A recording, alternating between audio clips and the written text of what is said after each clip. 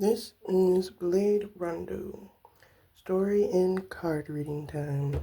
So, let me see here.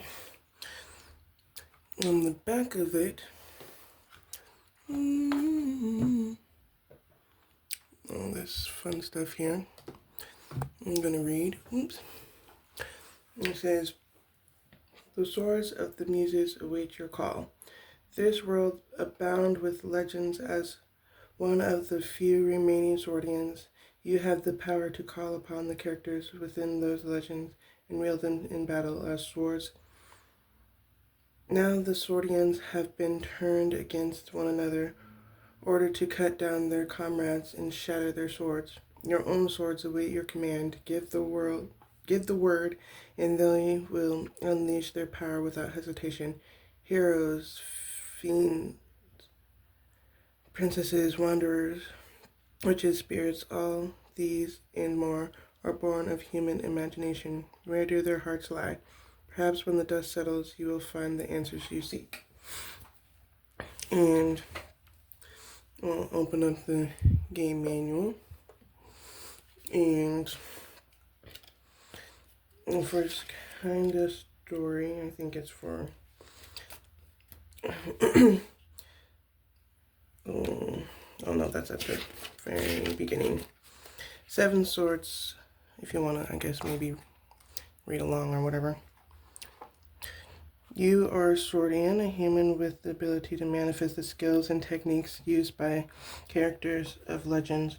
A Swordian's manifestations are known as swords, weapons of great power that descend upon the battlefield as the legendary characters themselves. As a bird yearns to soar in the heavens, so too do the swords seek a place to do combat. Answer their call, let them sing out in battle. Alone or outnumbered, you fight on, undaunted in the shadows of death, and stand unafraid, for you are a Swordian, a sworn defender of the peace." And then, right before the solo game, we got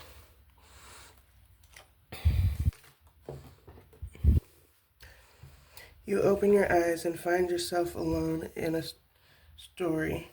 The story of the betrayal of the Muses, embodiments of thought who dwell within legends.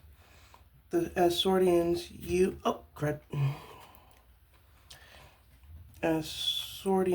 you know the Muses to be allies who can influence the world in the form of swords.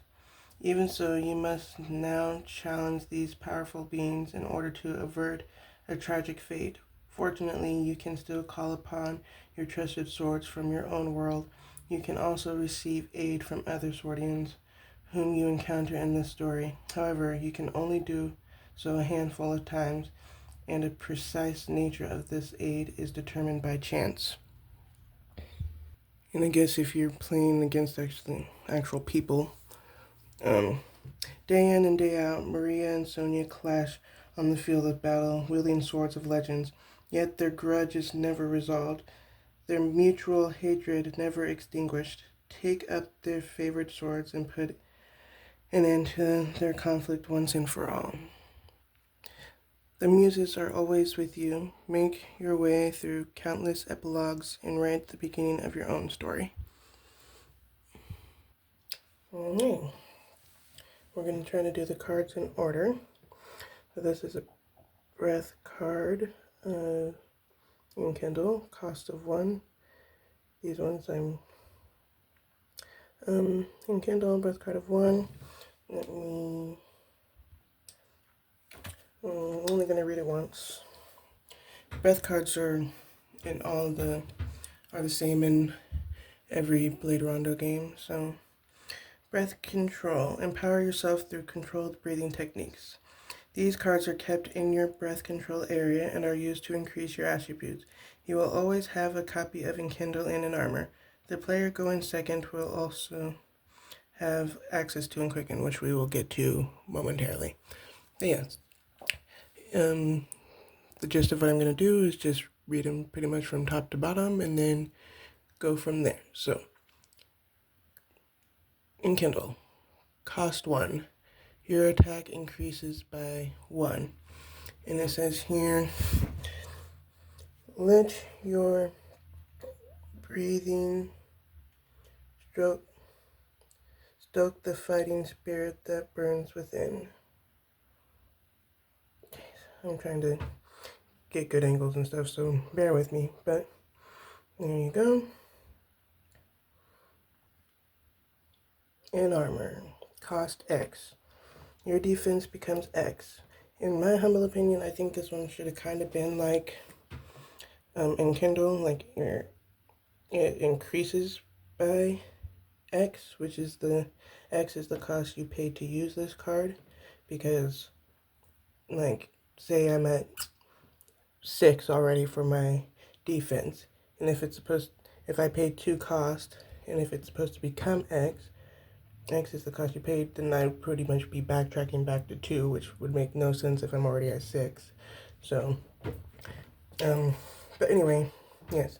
In armor, cost X, your defense becomes X. X is the cost you paid to use this card. Clear your mind as you inhale, and heightening your alertness. BC2, they have little numbers right there. I'll do it like this so you can see my B right there at the bottom. That's why I'm doing those in order.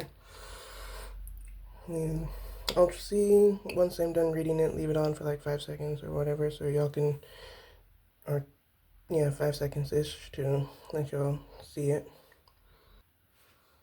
Enquicken, cost 0. The L on the top, the L on the top, it means it's limited, which means, like it said, if you go second, then you are able to use this. Usually when you're in solo mode, you only go once, so, you go once. You go first, so, unless otherwise posted by the Muse card. But cost, Enquicken cost 0, limited card, use once. You have 1 additional voltage to spend this round. As your chest rises and falls, focus your awareness, allowing yourself to better discern the flow of time.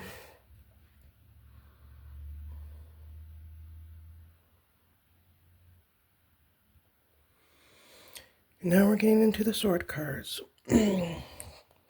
Sword number 1, Flashing Saber, cost 1. She is physical.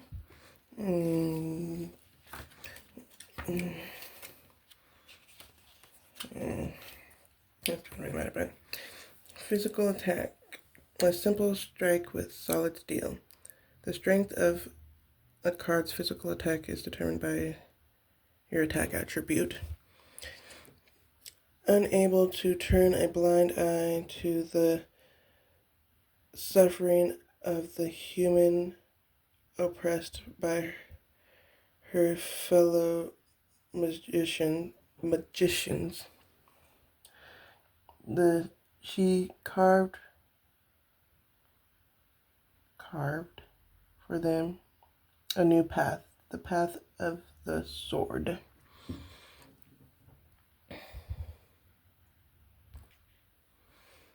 Sword number 2, Dancing Dagger, cost 2, physical attack.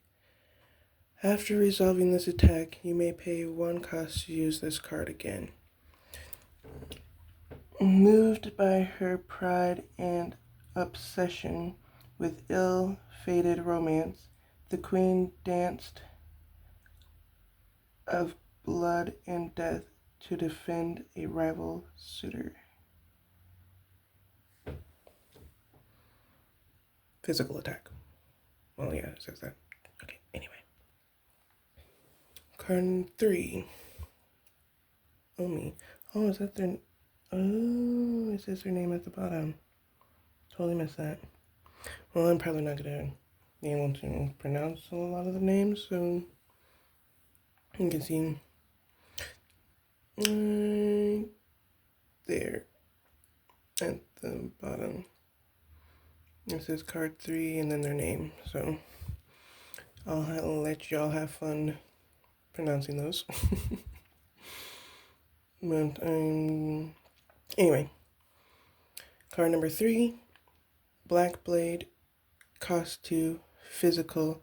Your opponent cannot respond to this attack. Yet, before the bodies had grown cold, the otherworldly girl was gone, escaping punishment for her sins. Ooh, dun dun dun. Okay, so I'll try. Card number 4, Vera. Dripping Dirk. Limited time card. Cost of 3. Physical attack. Secondary. Your opponent gains the following bonded effects. Poison. At the beginning of your turn, lose 1 life. Having spent her life weaving webs of deceit, the enamored assassin was unable to trust the person dearest to her. Oh, well, that sucks.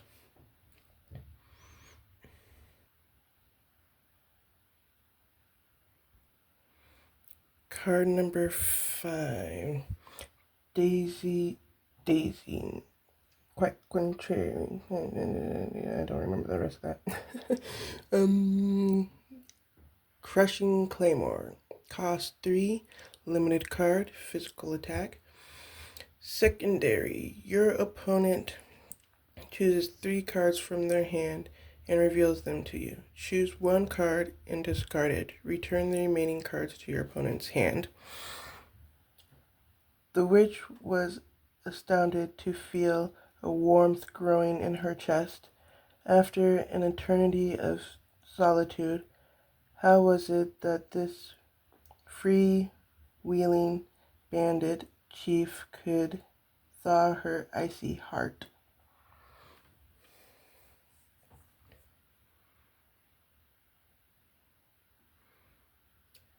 Card number 6, and this is where I start butchering things. So, Zealous Sohander, cost of 5, physical attack. This attack ignores your opponent's defense, so it's pretty much like a magical attack mixed in with a physical attack, because all magical attacks bypass your defense and hit you with whatever attack is your attribute is up to. And it says, having led the masses in a coup against the oppressive archbishop, she took her place at the head of the new Ecclesiarchy. And it's kind of hard to see with all my glare and everything in the way. No fancy things. And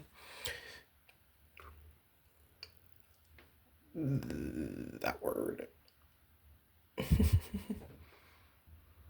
Card number 7 is Miltia. Now we're getting into the magicals. Igni Cosmos. I've heard that one said before, so that's why I know it. Cost 1, magical attack of 1. Despite the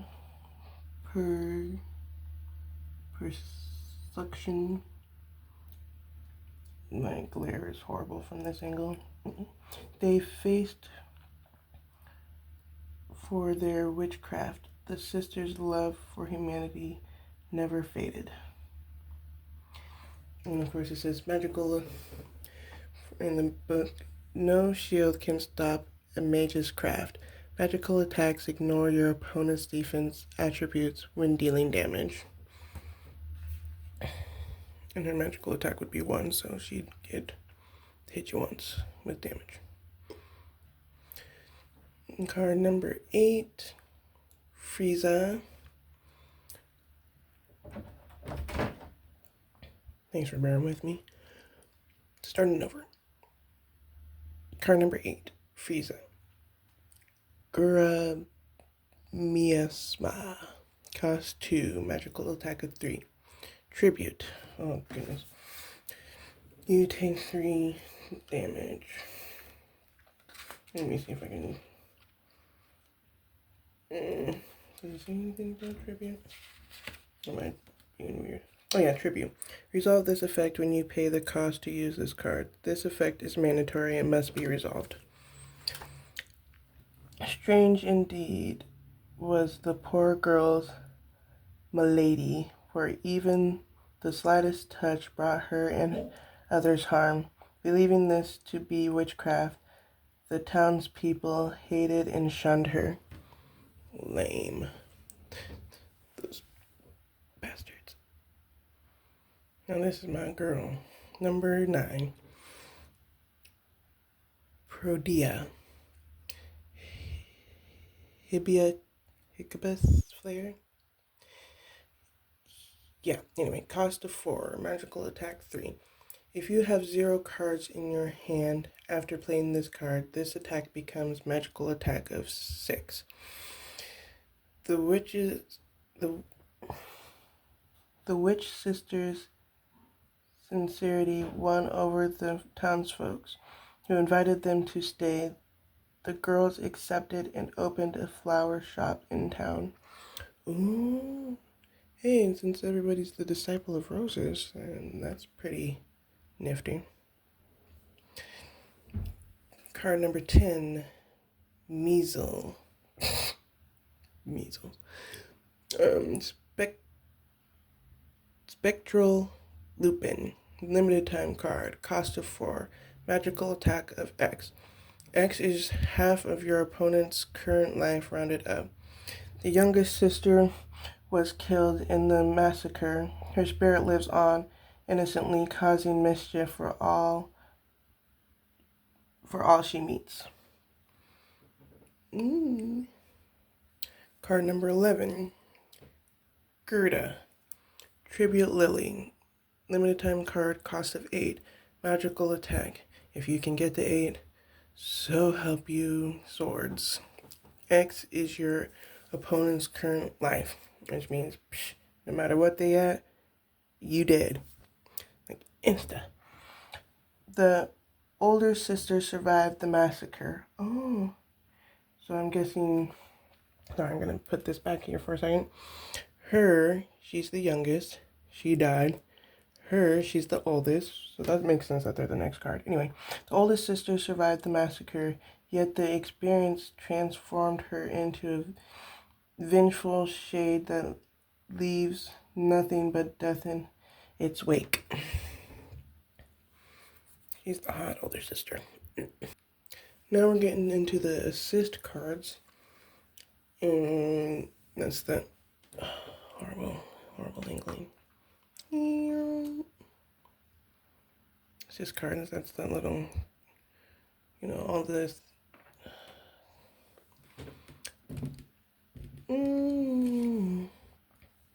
Okay, so assist. Turn the tides of battle in your favor. Assist cards provide a variety of beneficial effects, such as restoring life or increasing your attributes. Some will even let you summon familiars to aid in your battle. So card number 12 is Zeti. Is that an I? Volente. She's the illuminating etude. And the limited card, cost of 1. You gain the following bonded effect. Luminescent. When either player takes damage, you may discard this card to increase or decrease the amount of damage taken by 1. Her lifelong quest for dragons ended without finding so much as a single scale. Yet, all the while, what she sought slept just below her feet. Ooh la la. I guess while I'm at it, let's see. Bonded. Play this card normally. If its bonded effect is resolved, place it in specified player set area. The player gains the effects described on this card for as long as it remains in their said area. Although cards with bonded effects have a limited icon, do not discard them at the end of the turn. Oh, I probably messed up that somewhere. Bonded effects are not considered actions and cannot be responded to. Nice. Card number 13, sword card number 13, Lilianne. She has her Tender Whisper. Cost of 2, limited time card, you gain for life. The apprentice physician raced across the battlefield, tending the wounded on both sides of the conflict and easing their suffering with song. Or you poor unfortunate soul, it's sad but true.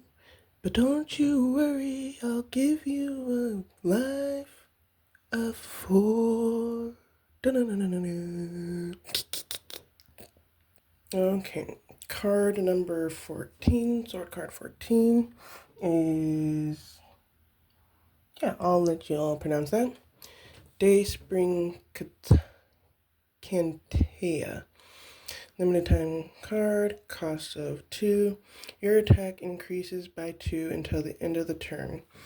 And it says here, to ensure prosperity for the Empire, the Solar Priestess offered her younger twin as a sacrifice. Oh, that's messed up. Overjoyed at having fulfilled her duty, she then gave herself to the sun as well.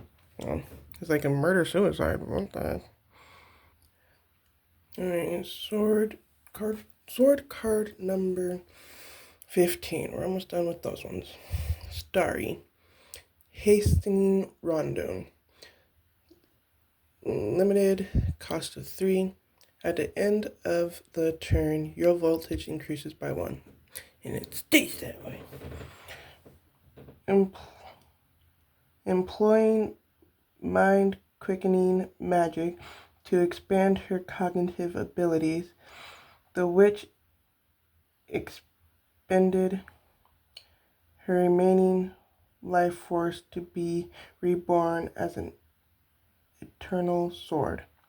Well, that's cool.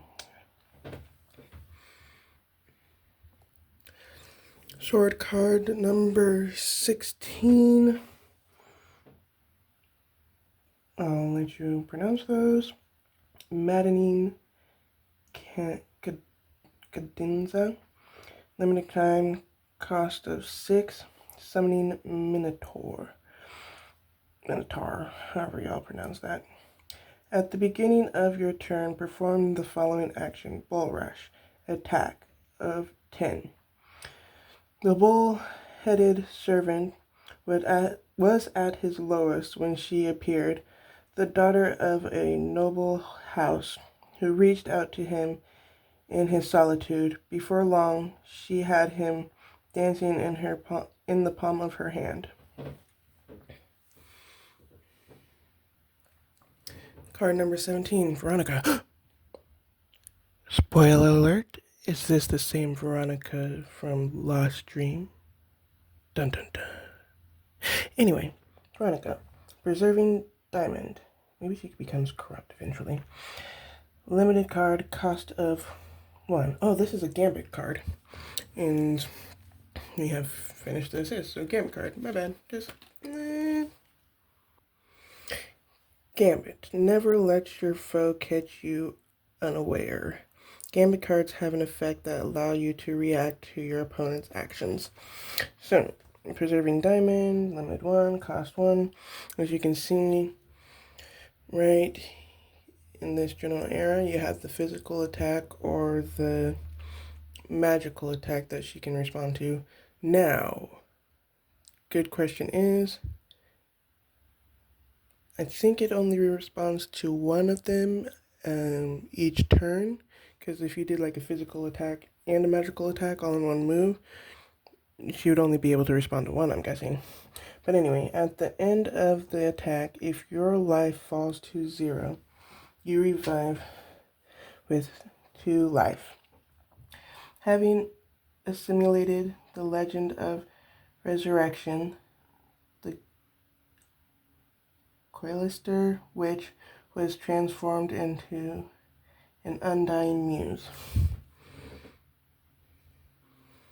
Card number 18, I'll let you pronounce that. Moonlight Rutile. Limit cost 1. Responds to physical and magical. Your defense increases by 3 until the end of the turn. The lunar priestess offered her older twin as a sacrifice to ensure prosperity for the empire. Having attended religious ecstasy through the execution of her duties, she gave herself to the moon. Oh, so the other sister sacrificed her twin and gave herself to the sun. She's the one that gave herself to the moon.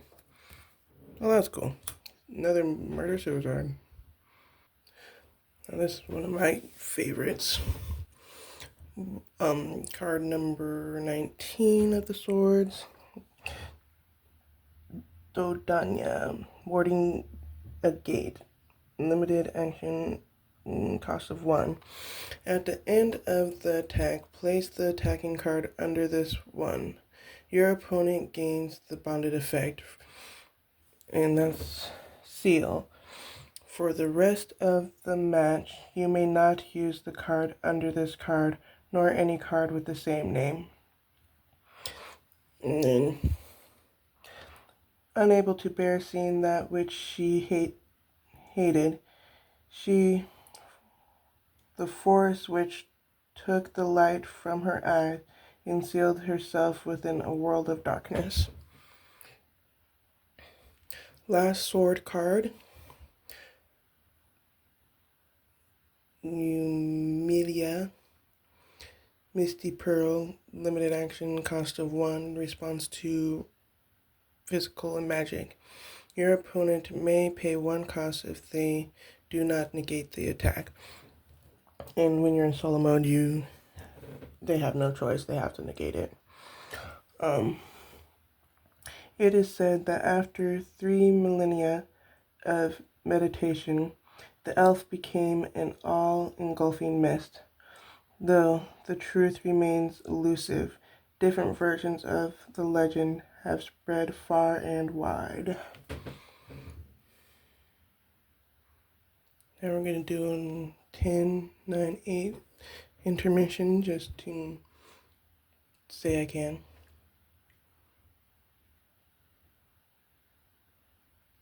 Now we are moving on to the Muses. Reality and perfections are ours to control. Muse card number 1, Creamier. She's the one that's on the suggested battles for solo number 1. And they'll give you a whole bunch of suggested sword cards to use. She uses Enkindle twice. In physical attack, slashing sword.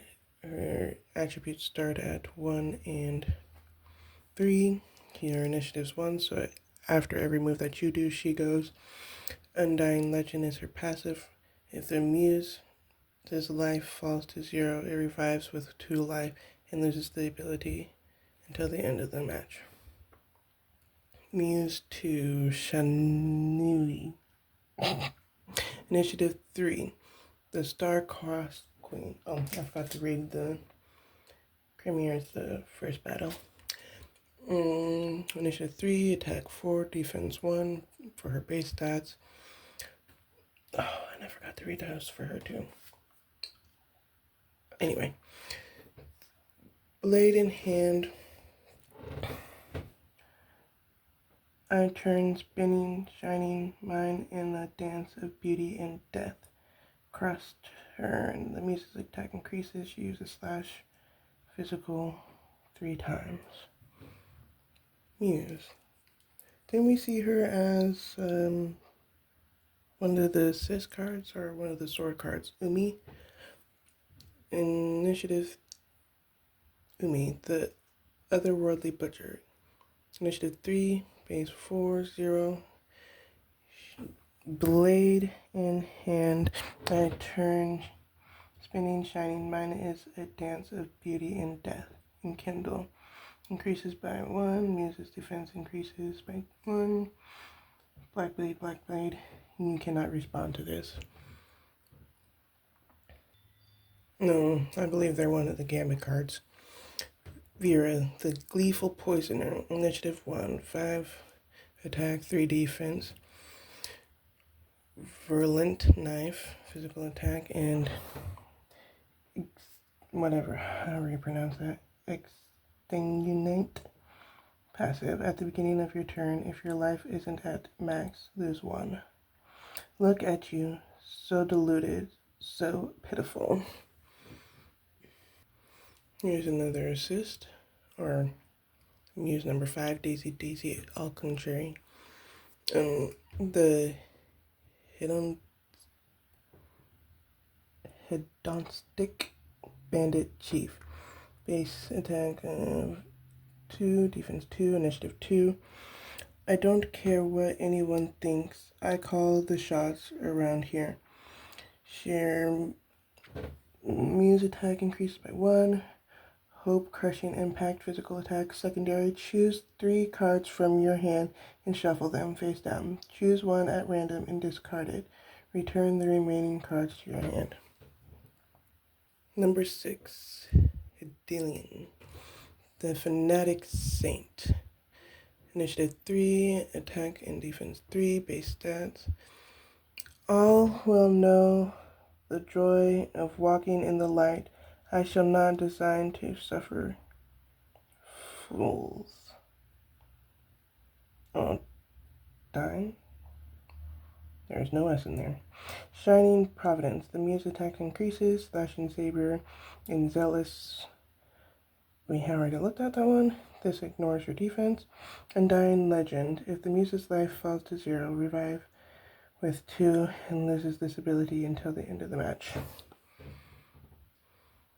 Meltia. I almost want to call her Matilda. The Fire Bloom Witch. Initiative 1, attack 0, defense 0. And obviously there's no point in having her attack that way, because all magical attacks going to hit you anyway unless otherwise posted. What? Of course, I'm a human.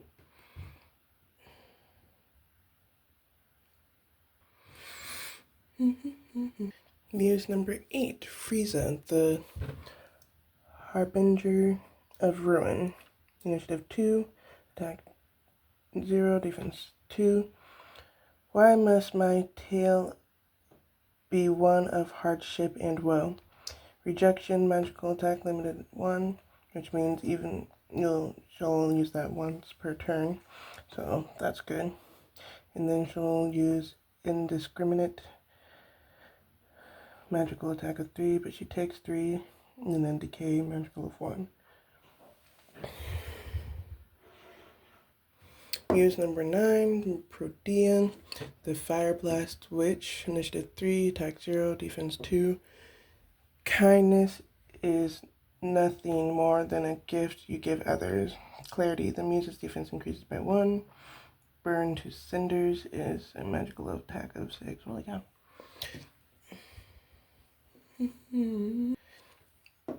Muse number 10 is Mizel.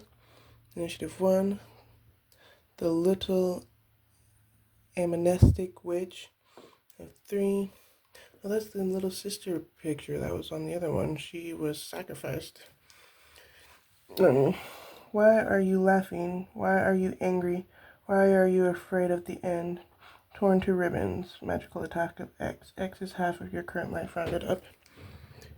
Yeah, well, my sister sacrificed me, so I'm just gonna half sacrifice you. News number 11 is Gerda, the Unfeeling Dark Witch. Initiative 5, attack 0, 5 defense. I shall send your lonesome soul to the island of Lost, where you will be warped into an unspeaking tree, as were all the others. There is no escape. Return to dust. Magical attack is your current life. Holy cow. Unless you negate that or have some sort of Gambit card that will stop her, you're pretty much screwed.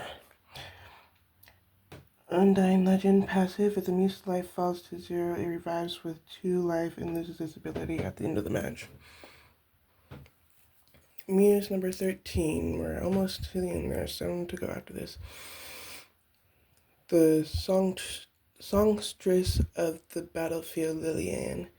Initiative 2, attack 1, defense 3. Dream of day spent under blue skies, caressed by the wind and cooled by the stream. Endless whisper, the Muse gains 4 life. Oh, that's one of the assists. Breath control, the Muse's attack increases by 1, so I'm guessing she's using in Kindle. That's the attack increase one. And call it good. She doesn't really even... Oh, this attack ignores your defense. Use attack. You can pronounce that. The Priestess of Ardent Sun. Initiative 5, 8, attack, 3 defense. This fleeting existence has no hold on me. After all, the glory of the heavens is everlasting. After all, the glory of the heavens is everlasting. Shining Providence, the Muse's attack increases by 2 until the end of the turn. Judgment, physical, imperial, physical.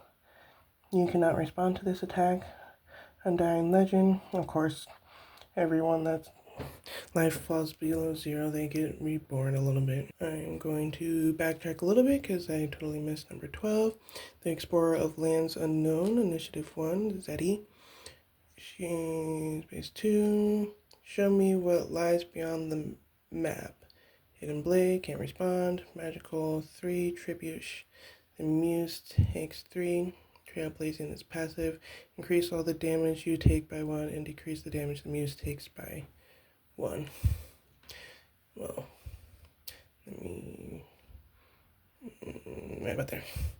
Okay. Now, moving back to the number you're at, Muse number 15, the Reclusive Spellweaver, Starry. Initiative 1, attack 0, defense 3. This story is mine to tell. There's no telling how much I can accomplish on my own. She uses her magical attack limitation, so she only uses it once. X is your current life rounded up. She uses breath control. The Muse's attack increases by 1. Radical Theory is a physical attack, whatever her attack is. Swift Start. The Muse will go first. Increase your attack to... Yeah, and this is where the limited, or the once in a blue moon comes in handy, where you will use Enquicken and whatnot.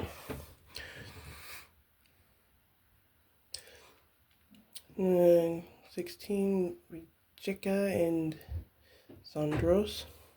The Manipulative Noblewoman.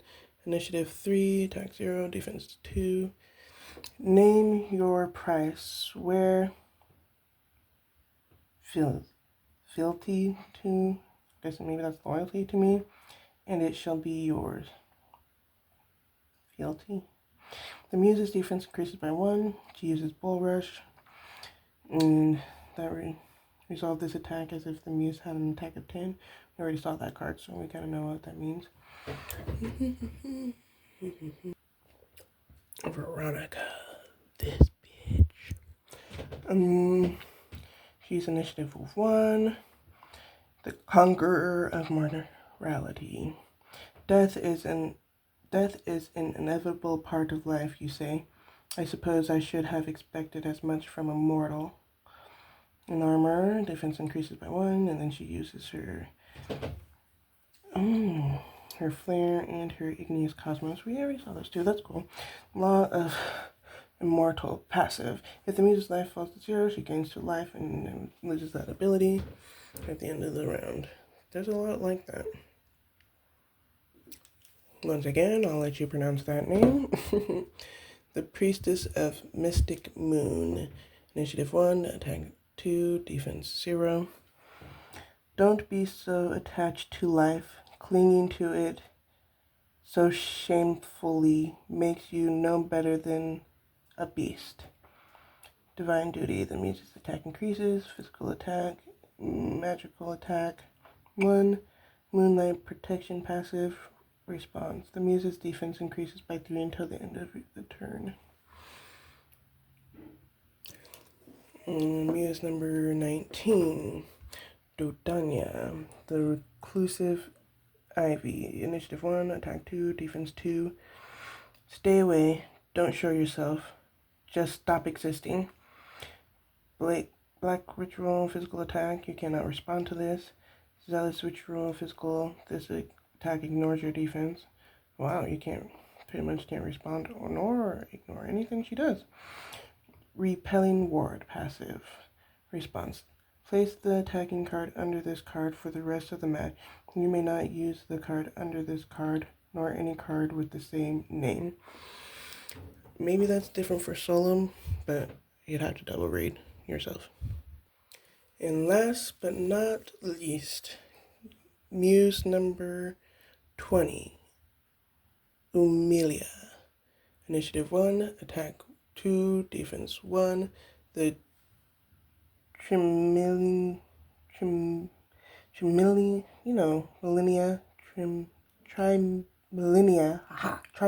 Hermit.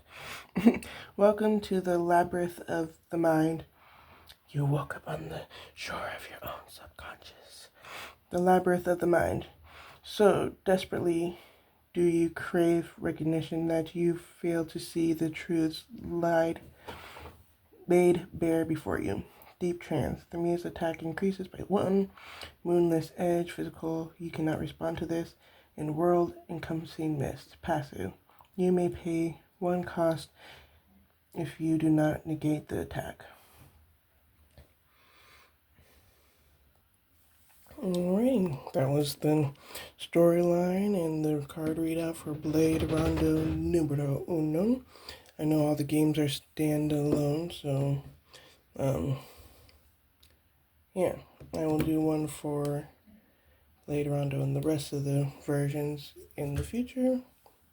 Thank you all for listening and watching. Out in 3, 2, 1.